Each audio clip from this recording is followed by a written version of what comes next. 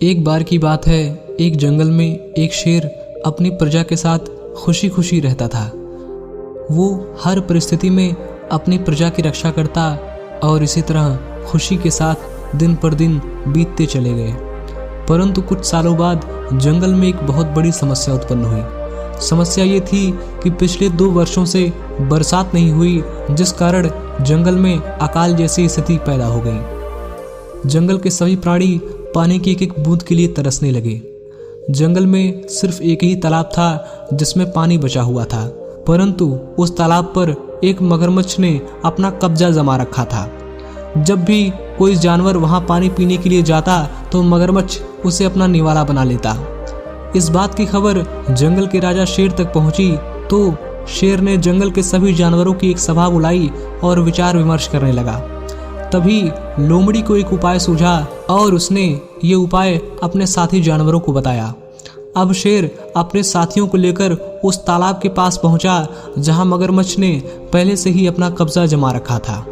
परंतु मगरमच्छ उस समय तालाब के बीचों बीच सो रहा था।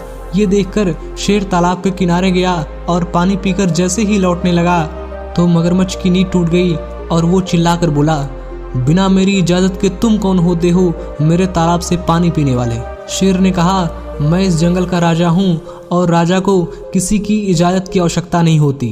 तो मगरमच्छ ने शेर की हंसी उड़ाते हुए कहा, तुम राजा हो तो इस जंगल के हो ना, इस तालाब के तो नहीं। इस तालाब पर सिर्फ और सिर्फ मेरा राज चलता है। तब शेर ने गुर्राकर और ललकारते हुए कहा, देख लेते हैं असली राजा कौन है और नकली राजा कौन है। इतना सुनकर मगरमच्छ अत्यंत क्रोधित हो गया। वो तालाब से बाहर निकला और शेर को अकेला समझकर उस पर हमला कर दिया। इतने में सारे जानवर वहां आ गए और सबने मिलकर मगरमच्छ पर हमला कर दिया।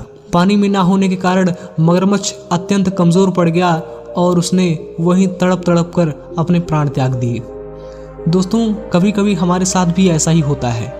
जब भी हमें कोई ललकारता है या उकसाता है या फिर हमारी बेइज्जती करता है तो हमें इतना क्रोध आता है कि हम अपना आपा खो बैठते हैं और बाद में हमें ही पछताना पड़ता है।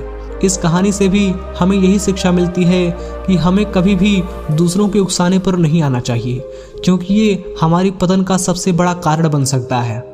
जैसे शेर के उकसाने पर मगरमच्छ तालाब से बाहर आया और उससे युद्ध करने लगा और मारा गया, वैसे ही हमें भी अपने सुरक्षा दृष्टि को ध्यान में रखते हुए हमेशा दूसरों के बहकावे में ना कर अपनी बुद्धि से ही कार्य करना चाहिए। आपने मुझे बड़े धैर्य और विश्वास के साथ सुना। आप सभी का हृदय की गहराइयों से बहुत बहुत आभार।